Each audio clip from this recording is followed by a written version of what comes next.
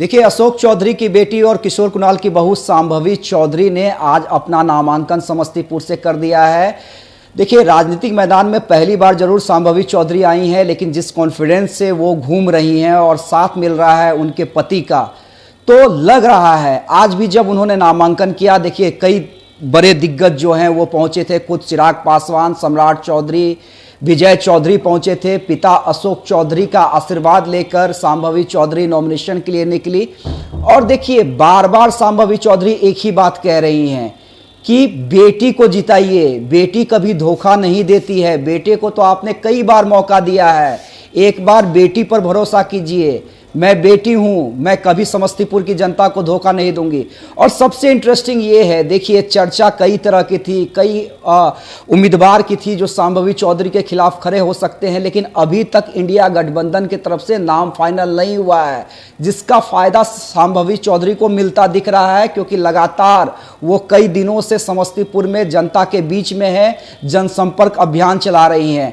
हम आपको क्या माहौल था मंच पे, किस तरह से चिराग पासवान ने अपने उम्मीदवार को जीत का आशीर्वाद दिया, हुंकार भरी, उस वीडियो के साथ छोड़े जाते हैं। मुझे लगता है कि इनसे बेहतर, जितनी सुशील, जितनी कर्मठ, बोलने में जितनी स्ट्रॉन्ग है, मुझे नहीं लगता इससे बेहतर कोई और प्रत्याशी समस्तीपुर को भारतीय संसद में इससे बेहतर प्रतिनिधित्व। तेजस्वी के साथ मंच पर जो है गाली दिया गया, सब क्या इसको कैमरा रेडी करो भाई, अब वही बताएंगे। ये अब राजद का कल्चर अब दिखने लग गया है, वही 90 का दशक, जहाँ पे बहन बेटियों को अपमानित करना, उनको गाली देना, उनको बेइज्जत करना। अब ये बिहार की जनता को भी अब ये फैसला लेना होगा कि ऐसे गाली गलोच वाले लोगों को चुनना है या ऐसे सभ्य पढ़े लिखे जो आपका आदर मान सम्मान में कोई कदर ना छोड़े। अब ये बिहार की जनता, और मुझे लगता है जनता ने फैसला लिया जिस तरीके से पीएम को जेल भेजने की बात कही। बिहार और देश भी घूम रहे हैं आप हर जगह में। इतना मैं दावे से कहता हूँ कि जहाँ एक तरफ बिहार की 40 की 40, तो वहीं देश में 400 पार हो रहे हैं। आदरणीय बुजुर्गों, माताओं, बहनों, मेरे तमाम नौजवान युवा साथियों, सबसे पहले आप सबको सलाम करता हूं।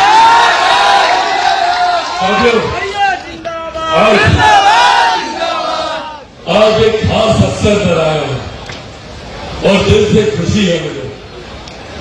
आज एक ऐसी धरती जो मेरे लिए मेरी मां के समान है, मेरे नेता, मेरे पिता आदरणीय रामविलास पासवान जी, न सिर्फ कर्मभूमि, न सिर्फ उनका विचारों से जुड़ाव समस्तीपुर की इस धरती से रहा, बल्कि मेरे परिवार को एक लंबा समय, एक लंबा मौका मिला आप सबके बीच आकर यहाँ पर सेवा कर रहे हैं। पर आज मेरे लिए इस मौके का महत्व और ज्यादा बढ़ जाता है, क्योंकि आज मैं जिनके लिए आया हूं वो मेरी छोटी बहन शांभवी चौधरी जी है। मैं चाहता हूं एक बार जोरदार ताली से आप लोग मेरी बहन का एक भाई और एक पिता, मैं आदरणीय अशोक चौधरी जी की बात कर रहा हूं। एक पिता के लिए, एक भाई के लिए इससे ज्यादा गर्व की बात और कोई नहीं हो सकती, जब आपकी बेटी, आपकी बहन आपके सामने इतनी मेहनत, इतनी लगन, इतनी शिद्दत के साथ, बिना दिन को दिन समझे, बिना रात को रात समझे, दिन रात आप लोगों के बीच धूप, गर्मी, धूल, मिट्टी, बिना किसी बात की परवाह किए जिस तरीके से आप लोगों के लिए मेरी बहन मेहनत करने का कार्य करे। अभी तो औपचारिक तौर पर इनको प्रतिनिधित्व करने का सौभाग्य मिलने वाला है, पर उससे पहले ही जब मेरी इनसे मुलाकात होती है, यहाँ पर केंद्रीय गृह राज्य मंत्री आदरणीय नित्यानंद राय जी मंच पर आगे, मैं जाता हूँ तो जोरदार ताली से आप लोग नित्यानंद राय जी का स्वागत करें।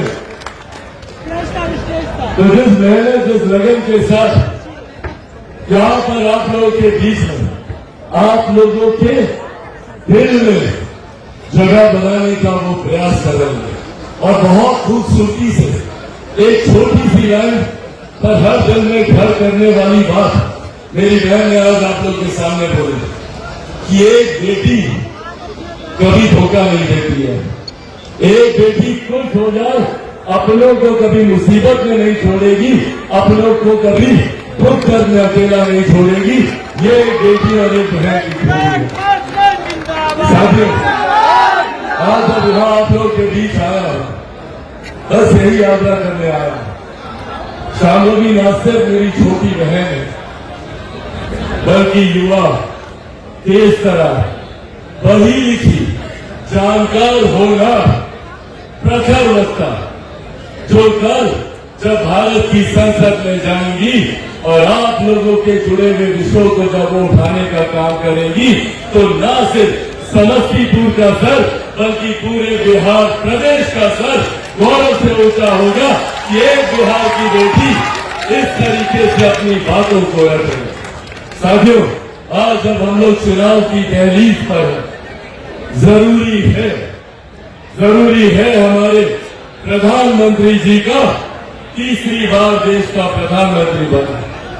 हम जहां जा रहे हैं और आज पहले चरण के मतदान चल रहे हैं।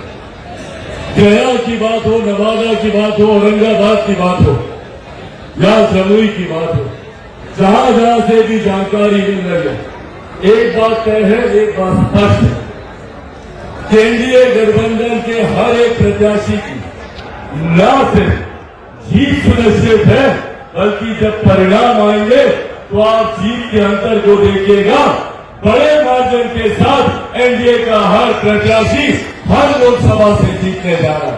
आज के चरण में 4 की 4 और 7वें चरण के बाद 40 की 40 सीटें हम लोग बिहार में जीतकर हमारे प्रधानमंत्री जी के 400 पार के लक्ष्य में बिहार 400 सीटों का महत्वपूर्ण योगदान देने जा रहा है।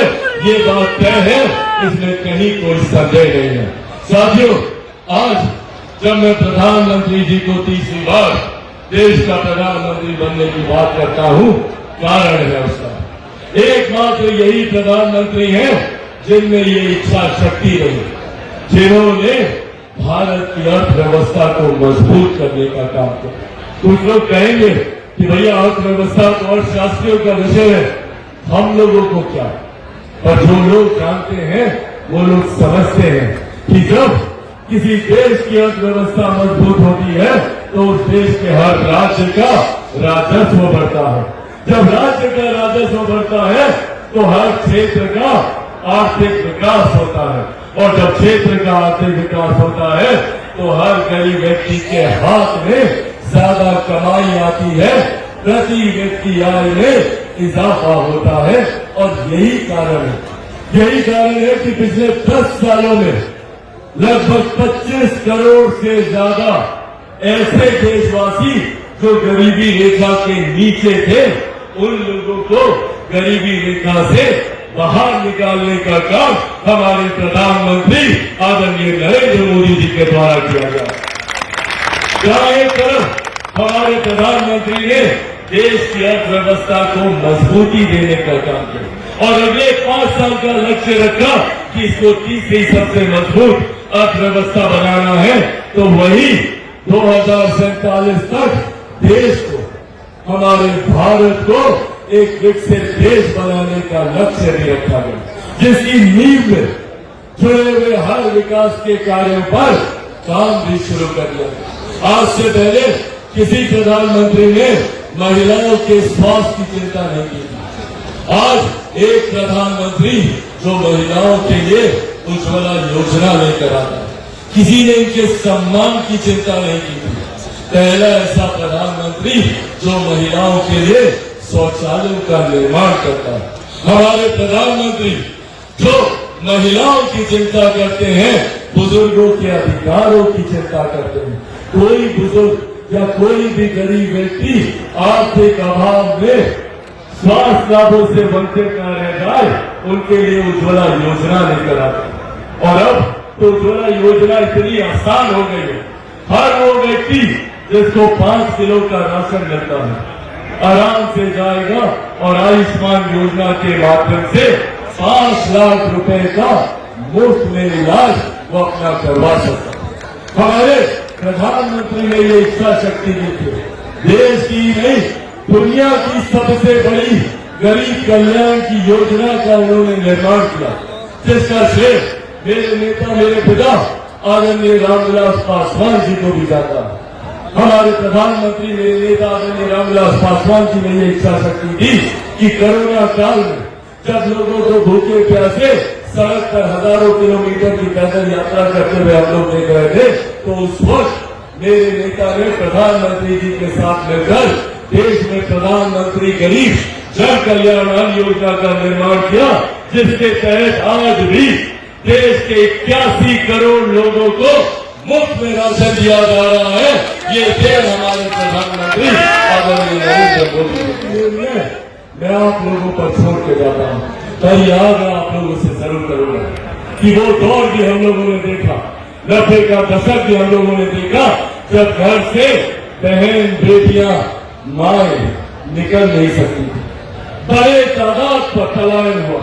आज भी दूसरे प्रदेशों में हम लोगों के बिहार से पलायन किए भी 2-2, 3-3 पीढ़ियां दूसरे प्रदेशों में रहने के मजबूर हैं, इन्हीं लोगों के जंगल राज की वजह से। और आज यही लोग आएंगे आप लोग के बीच में और आकर तमाम बड़े बड़े वादे करेंगे, फलाना विकास करेंगे तो ढुकाना करेंगे, तमाम बातें करेंगे, पर जो लोग अपने कार्यकाल में हम लोग का विकास नहीं करता है, जो लोग अपने परिवार के सदस्यों के बिहार में शीर्ष नेतृत्व में रहते हुए बिहार का विकास नहीं कर पाए, वो लोग आज जब विकास की बातें करने आते हैं तो वो सिर्फ और सिर्फ एक छलावा है। इसीलिए साथियों, यह आग्रह आप लोगों से करूंगा, आने वाले दिनों में चुनाव सोच समझकर मतदान हम लोग को करने की जरूरत है।